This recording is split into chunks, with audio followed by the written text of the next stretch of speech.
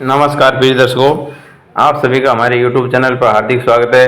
दोस्तों, आज है 16 जुलाई 2024, दिन मंगलवार, आषाढ़ मास के शुक्ल पक्ष की 10वीं तिथि है आज।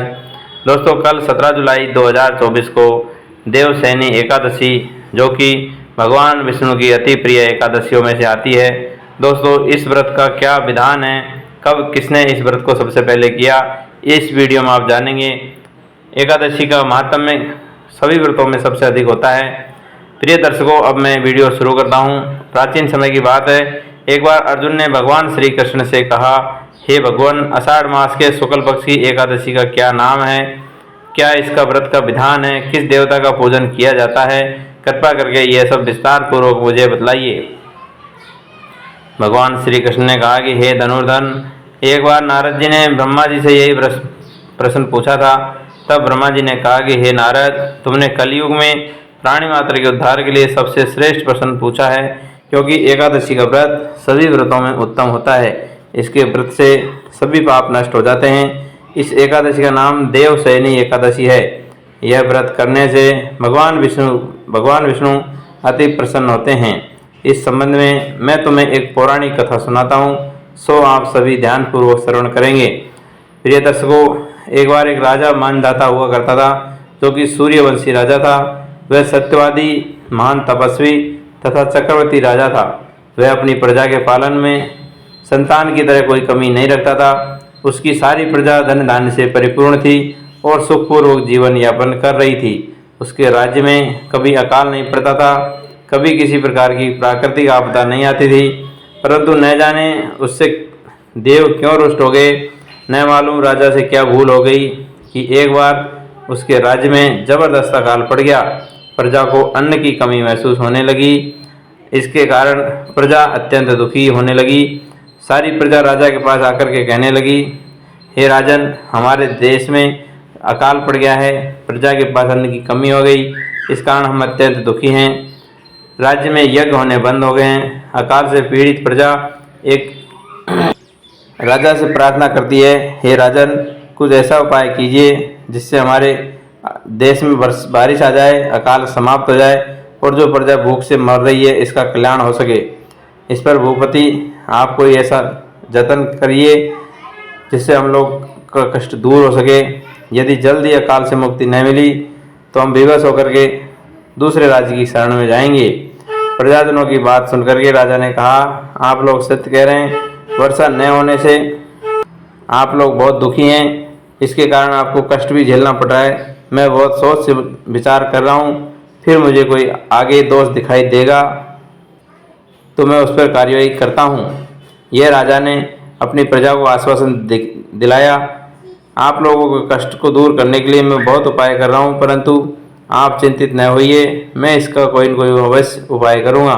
राजा के वचनों को सुनकर के प्रजाजन वहाँ से चले गए।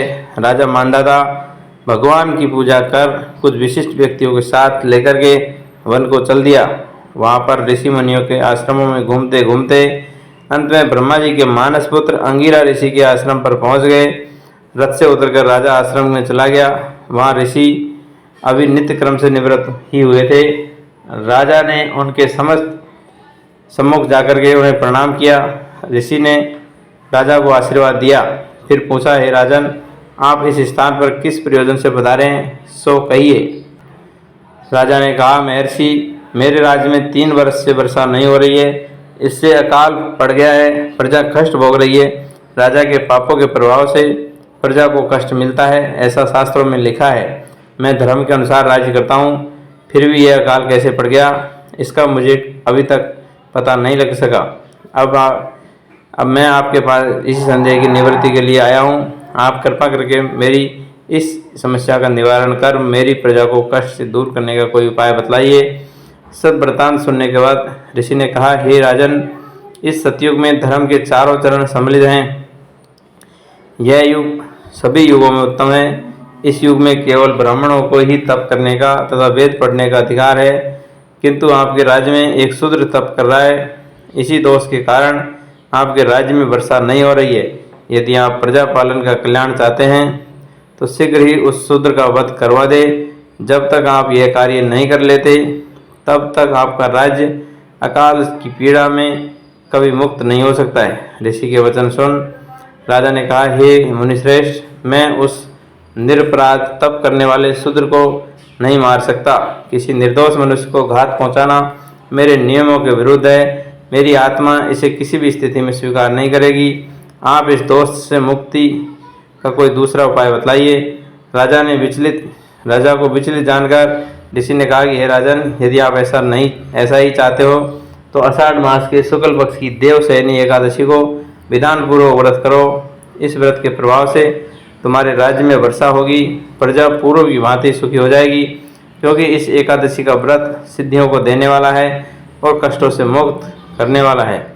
ऋषि के इन वचनों को सुनकर राजा अपने नगर वापस आ गया और विधानपूर्वक देवशयनी एकादशी का व्रत किया। इस व्रत के प्रभाव से राज्य में अच्छी वर्षा हुई, प्रजा को अकाल से मुक्ति मिली। इस एकादशी को पद्मा एकादशी भी कहते हैं। इस व्रत के करने से भगवान विष्णु अति प्रसन्न होते हैं। अतः मोक्ष की इच्छा रखने वाले मनुष्यों को इस एकादशी का व्रत करना चाहिए। चातुर्मास व्रत भी इसी एकादशी आरंभ होता है। प्रिय दर्शकों, ये थी एकादशी की कथा। अब आप कथा का सार देखेंगे। अपने कष्टों से मुक्ति पाने के लिए किसी दूसरे का बुरा नहीं करना चाहिए।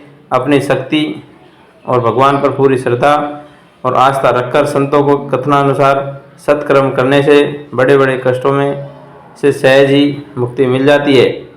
प्रिय दर्शकों, ये एकादशी की व्रत कथा थी और इसका कथा का सार है जो आपने इस वीडियो में देखा। प्रिय दर्शकों, देवशयनी एकादशी के दिन कहा जाता है कि सभी देवता 4 महीने के लिए शयन में चले जाते हैं, इसलिए इसको देवशयनी एकादशी कहते हैं। इसका दूसरा नाम पद्मा एकादशी बताया गया है। आशा करता हूँ वीडियो अच्छा लगा होगा। ज़रूर से ज़रूर जय श्री राधे, जय विष्णु भगवान लिखना नहीं भूले। सभी को हरिओम।